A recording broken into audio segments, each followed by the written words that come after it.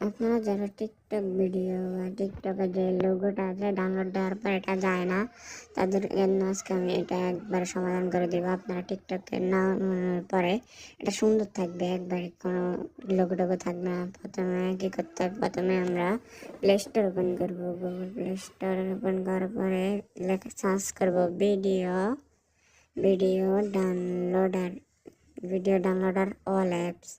All অ্যাপসে download হয়ে পরে ভিডিও ডাউনলোডার যে 3 নম্বরটা আছে এটা ওপেন করবো। আমার আগে ডাউনলোড করা ছিল, তারপর এটা ওপেন করার পরে এটা একটু লোডিং নেবে।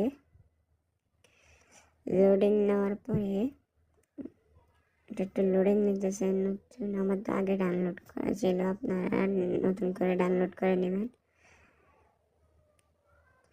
করার পরে যে আপনি ভিডিওটা ডাউনলোড করবেন ওই ভিডিওটাতে যাবেন, যাওয়ার পরে টিকটকে এই কপি লিঙ্ক করবেন।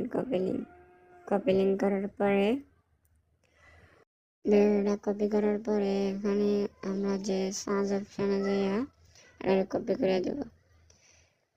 কপি করে দেওয়ার পর এখানে প্রেস করবো। প্রেস করলে ভিডিওটা আসবে। আসার পরে ডাউনলোড অপশানে টিপ দিয়ে ডাউনলোড করে নেব। লোডিং হতেছে। এই ডাউনলোডার এখানে ইয়ে করে দিয়েছি। তারপর শেষে দেখেন একবারে ক্লিয়ার হয়ে গেছে ভিডিওটা, কোনো লোগো টোগো নাই একদম।